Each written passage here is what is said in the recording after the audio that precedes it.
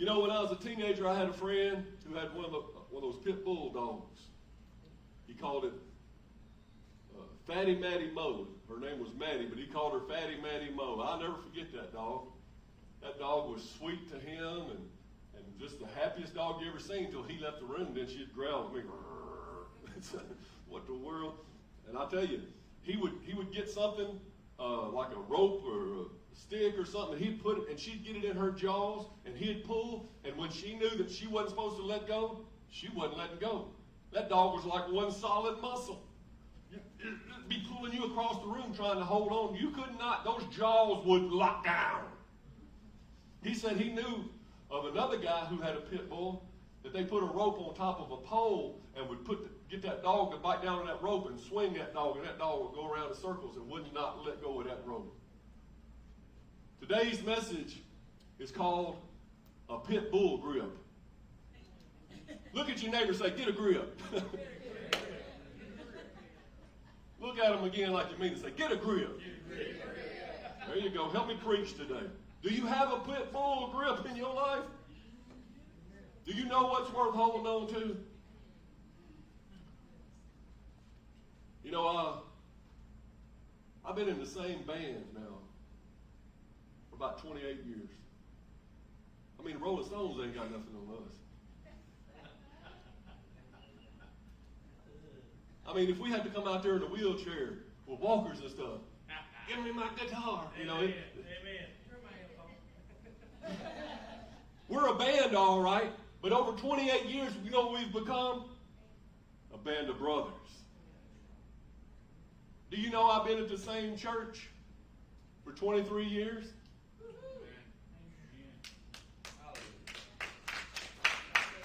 That's unusual.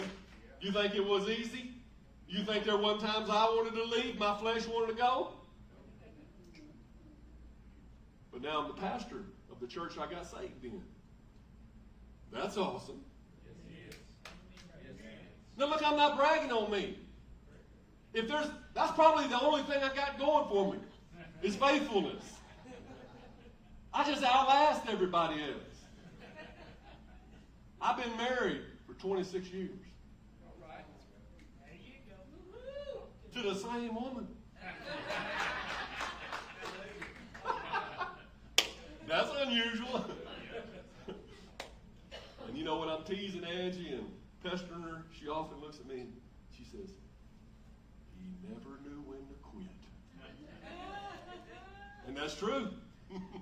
Once I find something I like, I sink my teeth into it, and I don't quit. I get that pit bull grip.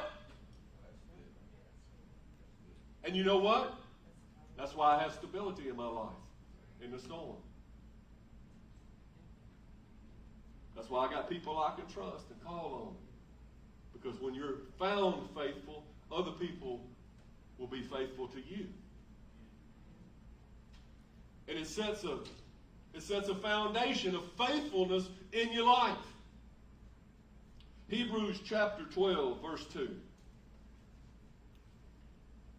If you're having fun already, say amen. Amen.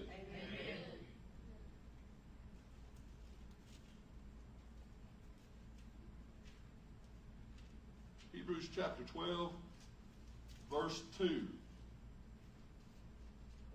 This is one of my favorite scriptures. I mean, this is a scripture, if you just want to know what to do after you get saved, and I had to tell you one thing, this is it.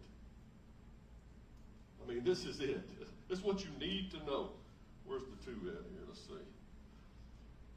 He's talking about how to run your race, how to overcome, how to be successful. Once you get saved, what do I do, Pastor? This is it.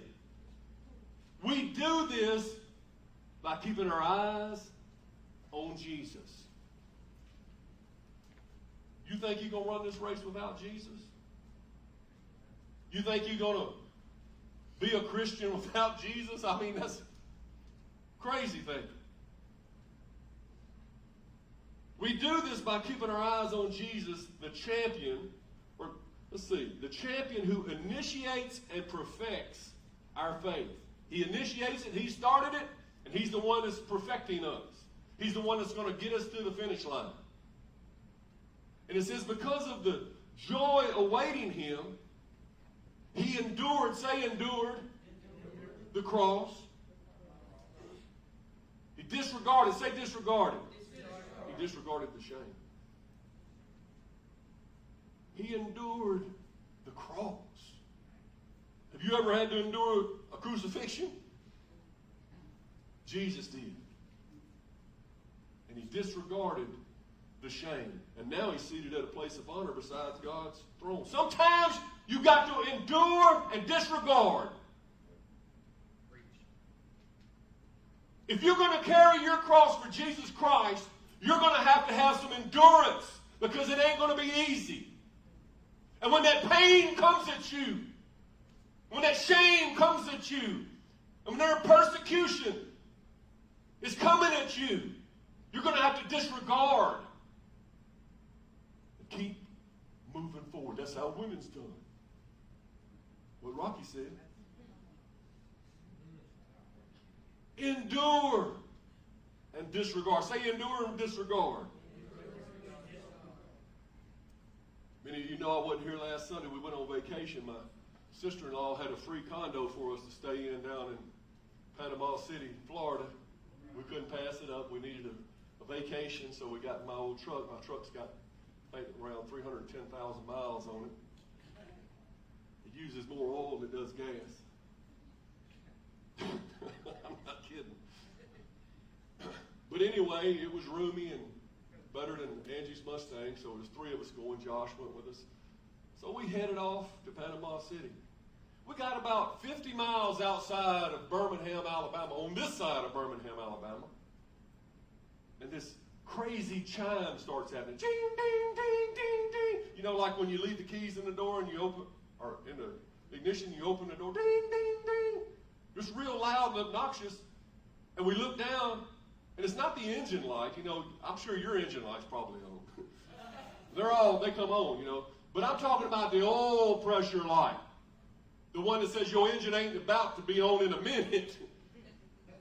The real deals. Ding, ding, ding. I said, pull over, Angie. She pulled it over real quick. I was trying to get a nap. I jumped out. We cut it off, of course. I checked the oil. The oil was good. Engine temperature was good. It had been sounding fine. It wasn't making any noise like it was fixing to throw a rod or something. That's what happens when you don't have oil pressure. Ladies, if your oil pressure light comes on, pull off immediately. But I called my mechanic, Dancing Donnie Diggs, down here on the back of the building over here. Great mechanic. He's helped me out, and that's why it's still running at 310,000 miles.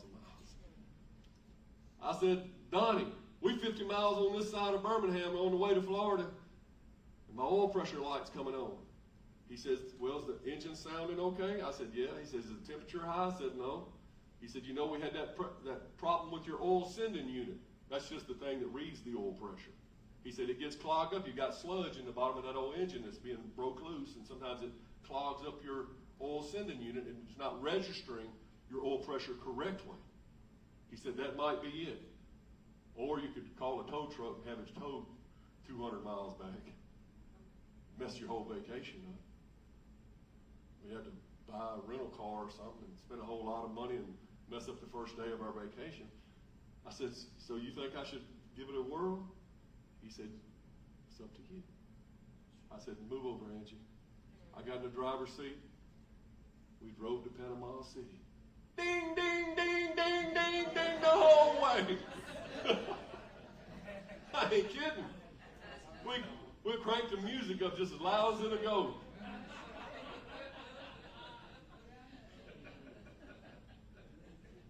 But we endured. And we disregarded the ding, ding, ding. Sometimes you have to endure to get to your destination. You have to disregard the things that the devil's throwing at you to keep you from getting to your destination.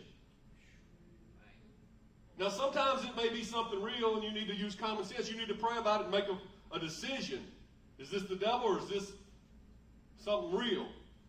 But 99 times out of 100, if the devil's ding, ding, dinging, it's just trying to throw fear into your life and keep you from getting to your destination. It ain't real. I'm trying to tell you. If you're going to endure, you're going to have to learn to disregard. And I'm telling you, there's a lot of things to disregard in 2020. And some people ain't enduring. Some Christians ain't enduring. They're getting thrown off a track by a false alarm. I'm not making any statements about what that false alarm may be. I don't know what the false alarms are and what's real. How do you know what's real or what's wrong in society today? How do you know? You can't trust anybody on the news, that's for sure. They all have an agenda. The devil has secured the media. So you don't know what's real. That's why we have to keep our eyes on Jesus. We have to keep our eyes on the prize. Man, I'm preaching real good. It's the anointing. It ain't me. It's the anointing. So far, 2020 has been ding, ding, ding, ding, ding, ding all year long. Ding, ding, ding, ding, ding. The devil's trying to overwhelm us. He's trying to confuse us. He's trying to anger us. He wants us to get mad and just say, that's it, I quit, I check out. He's trying to keep the church from meeting together. But hey, we went online so we can all meet together, whether we're here or at our homes. We're still meeting together. We're overcoming. We're enduring and disregarding. We could have just threw up our hands and said, oh, well, we can't meet. We just can't meet. We'll just get back together in 2021 or whenever they find a cure. No. We will endure and we will disregard what the devil wants to happen. He wants to stop the church, shut it down. He don't want us to have any fellowship. So we put together some life groups online. We're fellowshipping anyway. He's trying to get us to lose focus. And if you think it's okay to drift away from church right now because of this, and that's a good excuse, it's not. This is not the time to drift away. If ever there was a time to come together, it is now. Don't be deceived. The devil has created the perfect storm in 2020. He's throwing the kitchen sink at America. But I still know a God that stands on the front of the boat, lifts his hands, and says, peace, be still. And he turns and he looks at us and says, where's your faith? Why are you not saying the same thing? Why are you not saying the same thing? Why are we not speaking to these storms? This is like we're waiting on them to wash us out. Now's the time to rise as a church. Matthew 24:12. Jesus, speaking of the end times, he says, sin will be rampant everywhere, and the love of many will grow cold. The love of many will wax cold. That's happening in the church. He goes on to say that even the elect could be deceived. That's the church. Even those who know better, even those who have the love of Christ are being deceived. And we're setting up in this camp or this camp, and we're letting our love grow cold. You know, when I talk about being in the last days, when I used to preach about, hey, I think we're in the last days, I felt a measure of a surety, but now it's just like, I don't even question it anymore. We are in the last days. Wake up! I just want to shake somebody. Wake up! Oh, boy. Okay. If you want a lily-livered pastor that's going to sit up here and preach to itching ears in the end times, you go somewhere else. Amen. This is the time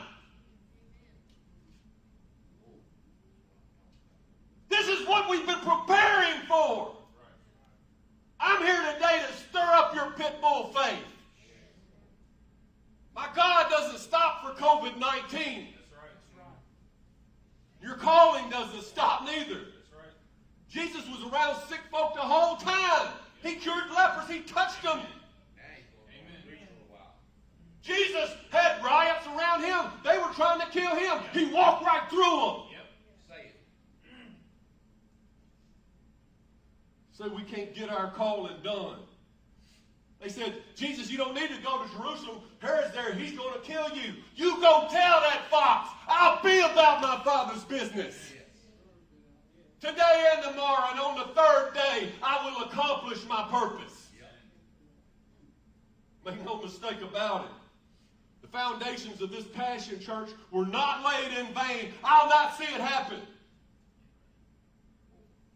We have worked too hard, come too far to be drifting away right now. We've restructured our leadership in the beginning to push more power down to the people, to give freedom to people to rise up and to hear from God for their own departments, for you to use your gifts and talents and abilities the way God wants you to use them. We created an atmosphere of freedom in this place. And that's what we sang about this morning, isn't it? This is a place to be who God called you to be. God gave us our vision. We wrote them down on banners. He told us who we are, what we're to do, where we're going, why we're going, and how we're going to get there. And we preach about it all the time. Because we know what we believe and whom we believe and where we believe we're going. This isn't by accident. We wrote it down. And we clarified our purpose as a church. It's the Great Commission and the Great Commandment. To go and make disciples. That's what we're here to do. And we simplified the method. How do you make disciples? Well, maybe one person thought this, another person thought that. We simplified it. We wrote it. Know God, find freedom, discover purpose, and make a difference. Knowing God, we create a Sunday service that people want to come to so that they can hear the message of Jesus Christ. We send you out to tell your friends and your family and your co-workers about Jesus so that other people can know God. And then when people know God, they want to find freedom. So we put together life groups. So iron sharpens iron. People could get together. They could hammer out their problems and work through and teach each other how to live for God and find freedom. And then discover that they have a purpose. And we discovered that we have a purpose. The church has our next step classes. And I got good news. Our next step classes are starting back up today at 1:30. You want to find out what the church's purpose is, what your purpose is in the church, how to be a leader, and how to put it into action? And from now on, every Sunday at 1:30, our next step classes are back in operation. I think now, if you're thinking you're being stirred right now and saying, I think I need to get my act back together, I think I slipped a little bit. The next step class will be the next thing you can do today. At 1:30, go get yourself something to eat, come back. Even if you've been through the class before, you come back and go through it again. I ain't hearing so many amens as I would. I need to stop yelling at y'all. Amen. I don't think I'm going to leave. This ain't like no church I've never been to. I'm sorry. No, you ain't. You preaching right. You preaching. Amen. Preach that fire. What are you waiting on? Look, when this COVID thing hit, we adapted. That's what we do. We adapt and we overcome. We adapted. I love Nicholas's message last week. Give him a round of applause for stepping in. Did a fine job. He told us how to witness with the mask on. I would have called your message ministering with a mask. Good job. He's trying to tell you that our responsibilities have not stopped because of the situation, because of ding, ding, dinging. Okay. We're being distracted. Don't be distracted. We just had to change our focus. We couldn't, even if we can't minister to people at the nursing homes and places like that, but we were meeting face to face, well, then we turned our attention online to people that can tune in from a distance. And we're still preaching the message of Jesus Christ. It's still about souls and still about making disciples.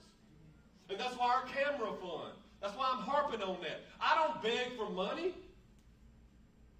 But I think if Kenneth Copeland can say he needs $11 million airplane and he can get it, I think we can get $9,000 for a camera system to reach people for Jesus Christ.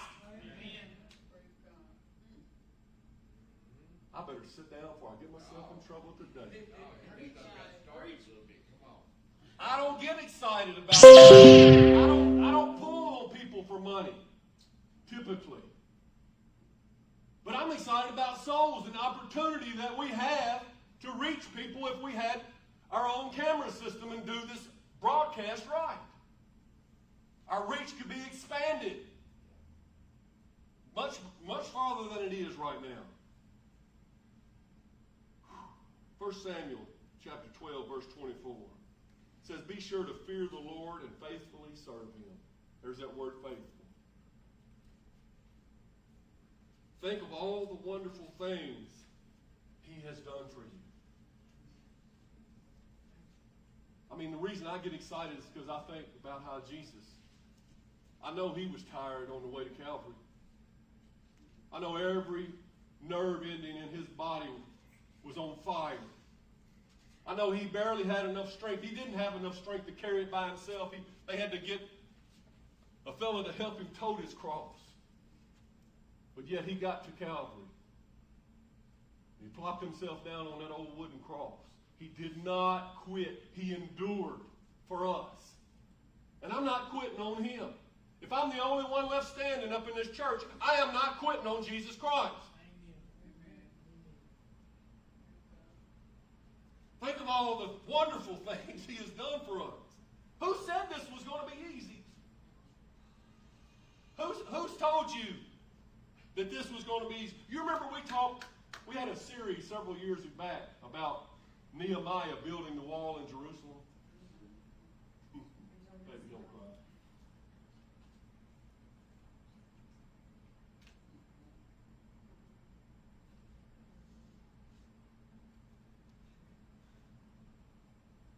We talked about Nehemiah building the wall. But I think we forgot about Nehemiah chapter 4, where things got hard. You think we're just going to build the wall and the devil's just going to sit back and watch it happen?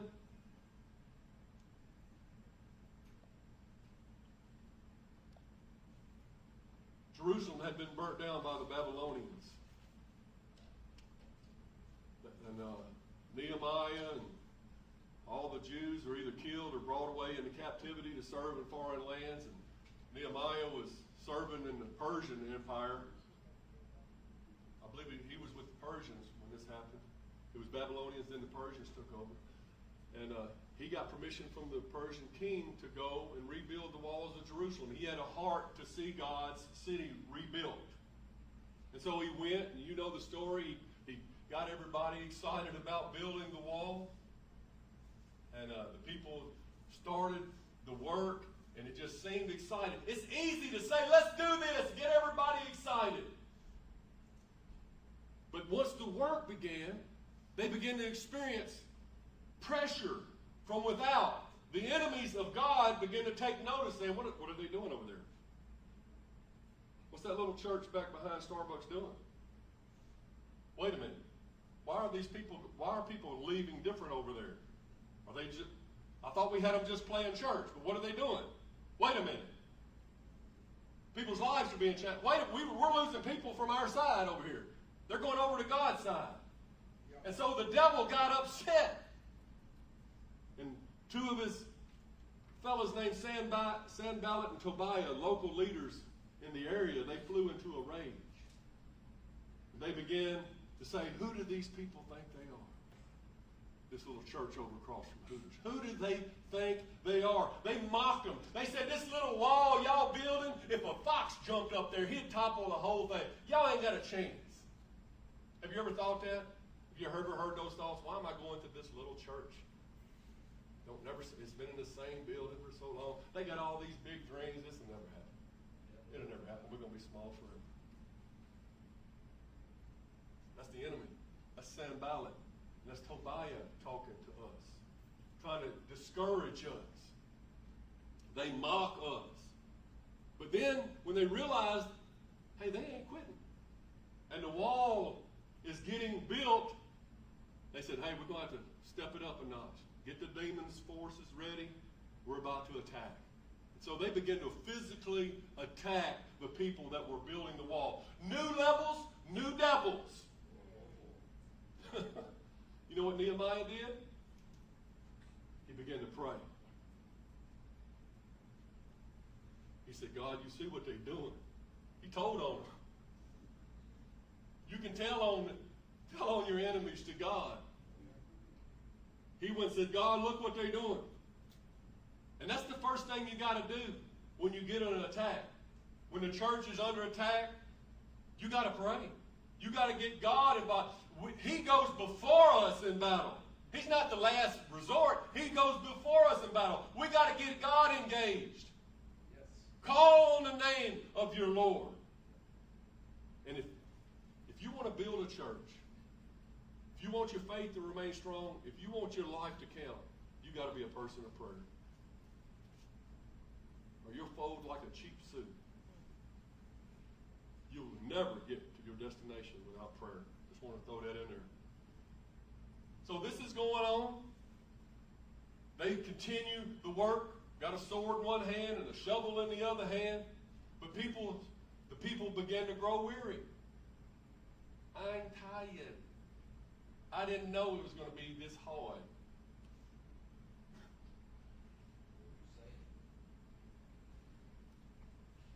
Some of you are still working, still being faithful. And you're saying, where's the growth? Just when we started to take off, COVID-19 hit. What the world? Are we got to start all over? I'm getting tired. I don't know if I can keep going. They wanted a wall, but they didn't count the cost. It's easy to want a wall, but it's going to cost you something. Anything in this life that's worth having is going to cost you.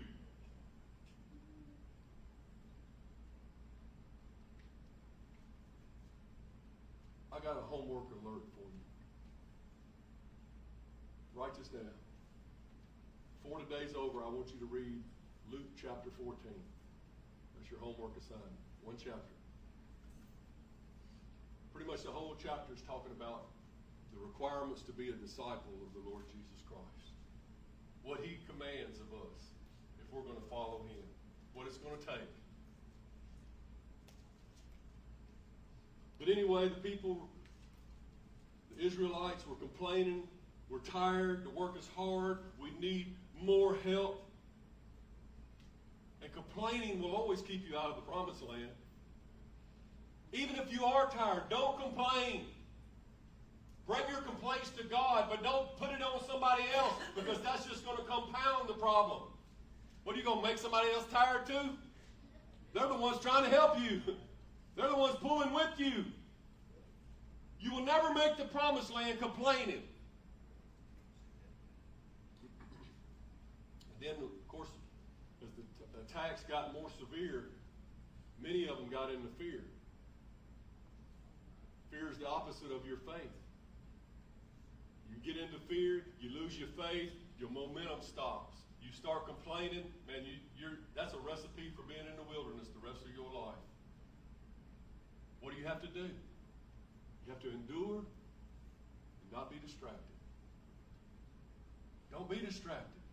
I know it's ding-dinging real hard right now. Don't be distracted. Endure and disregard the ding-ding. In Nehemiah 4:14, I love what Nemo says. He says, then as I looked over the situation, I can see him up here preaching to you right now. He said, okay, all you workers that's building the wall, church, y'all all come together. Sit down. He says, I looked over the situation. I called together you nobles and the rest of the people. And he said to them, don't be afraid of the enemy.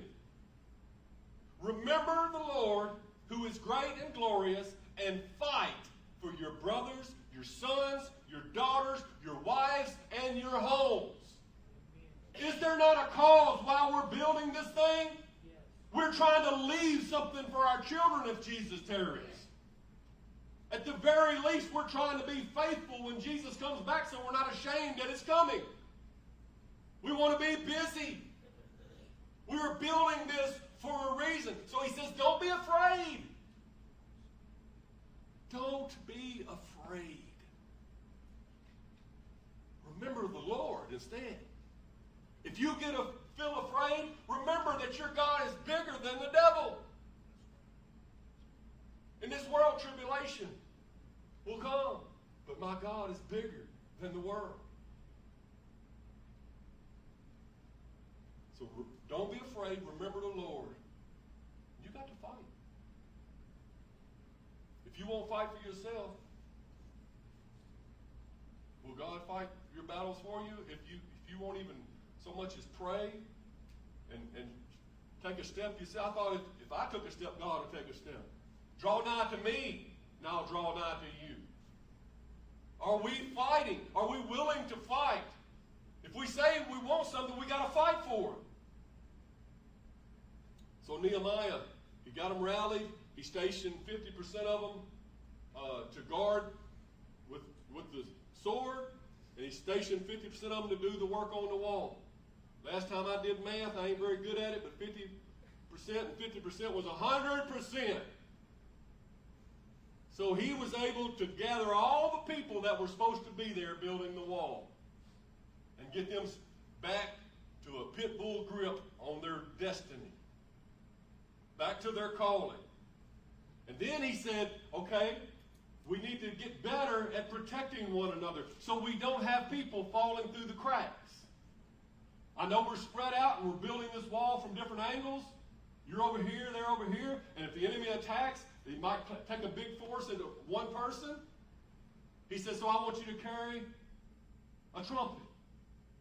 And if you see the enemy attacking, blow the trumpet, and everybody will rush to that place and protect one another. That way we can fight the enemy together. So if you see a brother that's down right now, if you see somebody that's not here that should be here, not tuning in anymore, let's rush to them as a church. We got to have one another's back if we're going to get this done. We need 100% participation. Amen? Amen. If we don't fight for one another,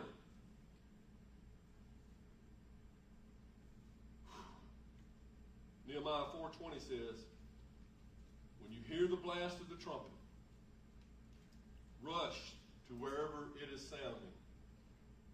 Then, say then, our God will fight for us. If we won't fight for each other, then maybe God ain't going to fight for us either. Didn't it say then? After we respond, then God will fight for us. Another thing that happened was Nehemiah looked around and he saw that a lot of people weren't living within the confines of the wall that they were building. The protection, the layer of protection, the wall was for protection. And a lot of people were living in the outlying communities and then coming to work every day, coming to the wall to help build. But Nehemiah says, no, the attacks are getting so strong, we can't have that. If you're out there, you're on your own, you need to come inside the protection. And what I'm trying to tell you with saying that is, if you ain't in the church right now, you certainly need to be. Don't be saying, I'm a good Christian, but I don't watch church on TV and I don't go to church anymore. This whole thing's throwing my world into a tailspin. You want your world to be turned into a tailspin. I'm telling you, it's about to be if you don't get yourself back in the protection of the church. These walls of the church are for a reason. To protect one another from the attacks of the enemy. So he brought everyone into the church. Now is not the time to draw apart, but to draw together. And then the last thing I saw was, it says that everybody carried a sword. We know a sword is an analogy for the Word of God.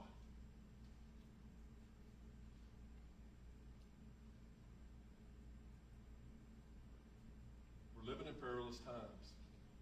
If I'm just preaching another message and you just walk away and you say, oh, he just talked about reading his Word, he talked about praying, he talked about coming together again. You're going to wake up one day. Noah talked a long time about getting on the boat. And they all just disregarded. I'm not listening to that. He always says, Noah always says, get on the boat. It's never going to rain. Wake up. I can feel the drops already. It's raining. We got to stay together. And then, finally, the most disappointing thing of the whole story happened. They begin to let strife into the work. Are you listening? Well, I'm working harder than so-and-so. They ain't pulling their weight. I'm giving more. They ain't doing this. So-and-so, I don't get along with them. I can't work with them anymore. I've got to go over here. They're trying to tell me what to do, but we put them in charge for a reason. No, but nobody tells me what to do.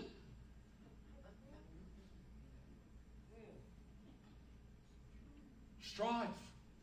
People begin to complain about one another. And if you are doing more work than somebody else, which there's a lot of people pulling a few people pulling most of the weight in every church. Don't grow weary in well-doing. Keep doing it for God. Those people that are not pulling their weight, they will have to face God on Judgment Day about that. You just keep doing what you can do. You're saving up treasures in heaven. God keeps good records. Do it for Him. You're not doing it for them. You're doing it for Him. Nehemiah 5:10. Nehemiah heard about all this strife in the camp. He looked into it, and not 5:10, but 5:9. Nehemiah 5:9. It says, "Then I pressed further. What you are doing is not right. Should you not walk in the fear of our God in order to avoid being mocked by enemy nations?" If we can't get along, the world sees that. If you're going and telling your people at your job how you don't get along with so-and-so at your church, you just ruined the witness of the Passion Church. And you really ruined your witness, because it says we shall be known by our love for one another. And love covers a multitude of sins.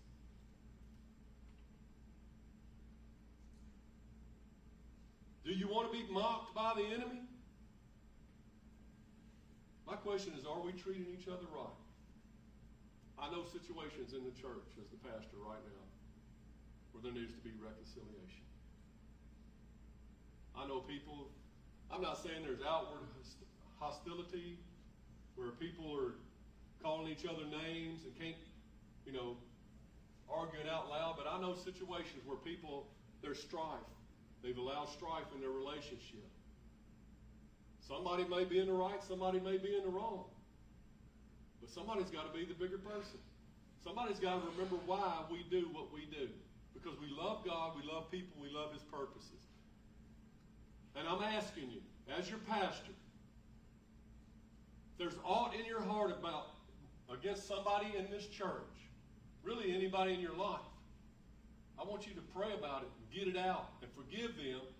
And if there's reconciliation that needs to take place between you and that person, even you can say, well, they don't even know how I feel. Well, then you don't have to approach them about it, but let God know and let it go. But maybe you're saying, well, I don't have anything against them, but they got something against me. I can tell they don't like me. They won't listen to me. My leadership, they're not good followers, this or that. You know what a leader does? He leads by example. You got to go to that person. So go to that person before today's over. If there's something that needs to take place in this church, I'm begging you, as your pastor, this church has been mostly strife-free for the 23 years I've been here. That's one of the great things I love about our culture. But, at this time, there's every reason, every opportunity to be like the world and get upset with your brother or sister about this or that. We've got to root it out. That is a cancer on the church. Where strife is, there's every evil work. What does it say? It's like a sin of witchcraft or something. We're not bringing witchcraft in our church.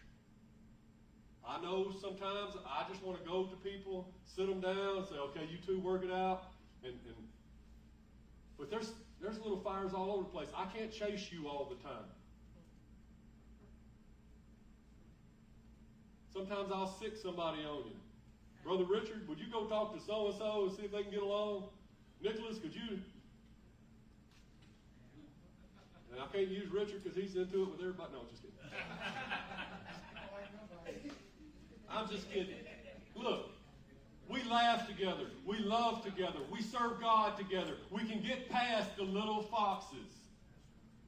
And so I'm asking you as your pastor, when I told you to read Luke 14, did you say to yourself, I'm not doing that. I don't do homework.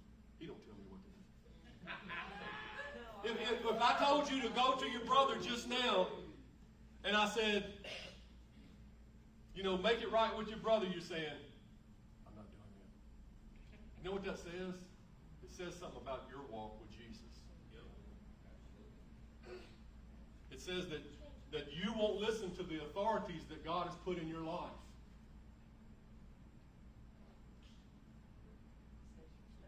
You may say, I don't like your preaching. I don't think you're a good guitar player. I think you're ugly without your little goatee. You say you don't dress good. Your mama dresses you from Kmart. You can say all that you want about me as a person. But ultimately, God put me in authority over this church. You should respect me for the authority that God placed. And if I ask you to do something, you really should do it. Or you're not rebelling against me. That's why I don't get all upset if I ask you to do something you don't do it. God, they're rebelling against you, not me. It's your authority. Go ahead, tell me. I'm just administering it the way you tell me to. So you see, we're clearing up some church issues here today. We're getting down in the weeds a little bit today, but it's because we're going to continue building this wall. We're going to get the job done. They came together, they finished the wall. I better close it down. Lord have mercy, we're going long today. I slept the whole vacation down in Florida pretty much. I was tired mentally. I would go to the beach, but I would just sleep. I'd come back, sit in the little lounge chair and just sleep with the air conditioning on. I slept a lot down there. But when I came back, I'm ready to go. Get you some rest. Shake those cobwebs out of your head. Stir yourself back up, and let's get back to building this wall. Let's get back to the things God has asked us to do. I came back ready. God will send you inspiration when you need it. I was out in my shop building cornhole boards and to put on a CD, an old CD of Third Day. I didn't even know what was on it. I was listening, started hearing this one song every time it played through. Talk about carry my cross. And it was written from Jesus' perspective. It was like Jesus singing. He says, I will carry my cross, and I will carry the shame to the end of the road, through the struggle and the pain. I will carry my cross, and I will carry the shame. And the more I heard that, I just said, Jesus, it didn't stop for me, and I'm not stopping. Ain't nothing going to stop me. We're going to keep moving forward. He carried my shame. He carried my shame to the end of the road. To the end. He ran his race. He finished his course just like Paul did.